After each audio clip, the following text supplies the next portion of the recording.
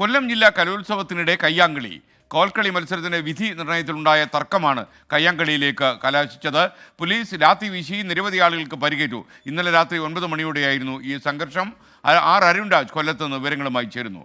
അരുൺരാജ്, കയ്യാങ്കളി എന്ന് പറഞ്ഞാൽ ചെറിയ രീതിയിലുള്ള കയ്യാങ്കളിയായിരുന്നോ അതോ കടുത്ത കയ്യാങ്കളിയായിരുന്നോ? Good morning. ഈ കലോത്സവ വേദികൾ പലപ്പോഴും ഈ കലാപവേദികളാകുന്നത് നമ്മൾ കണ്ടതാണ്. അതിലുള്ള മറ്റൊരു ഉദാഹരണം കൂടിയാണ് ഇപ്പോൾ കൊല്ലം ജില്ലാ കലോത്സവത്തിൽ കൂടി അരങ്ങേറുന്നത്.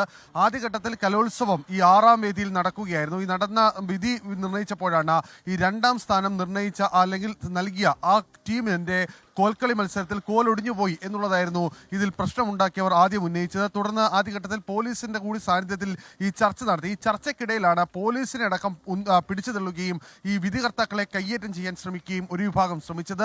ഇതോടെയാണ് പോലീസ് ഈ വിഷയത്തിൽ ഇടപെടുകയും ലാത്തി വീശുകയും ചെയ്തത്. എന്തായാലും പോലീസിന്റെ രണ്ട് തവണ പോലീസ് ആ ഭാഗത്ത് ലാത്തി വീശി എന്നുള്ളതാണ് ദൃക്സാക്ഷികളിൽ നിന്ന് ലഭിക്കുന്ന വിവരം.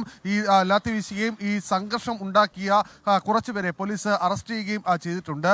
ഈ പോലീസ് ഇക്കാര്യത്തിൽ പറയുന്നത് വിധി നിർണയവുമായി ബന്ധപ്പെട്ട തർക്കങ്ങളുണ്ടെങ്കിൽ അത് പരിഹരിക്കാനുള്ള മാർഗങ്ങൾ കലോത്സവവുമായി ബന്ധപ്പെട്ട് ഉള്ളതാണ്. പക്ഷേ ഇത് പോലും മാനിക്കാതെ പോലീസിനെയും അതുപോലെ തന്നെ വിധികർത്താക്കളെയും കയ്യേറ്റം ചെയ്യാൻ ശ്രമിച്ചതാണ് പോലീസ് നടപടിക്ക് വിധേയമായത് എന്നുള്ളതാണ്. എന്തായാലും ഈ സംഭവത്തിൽ ഇപ്പോൾ പോലീസിന്റെ ഭാഗത്തു നിന്ന് കേസടക്കം രജിസ്റ്റർ ചെയ്യുകയും ചെയ്തിട്ടുണ്ട്.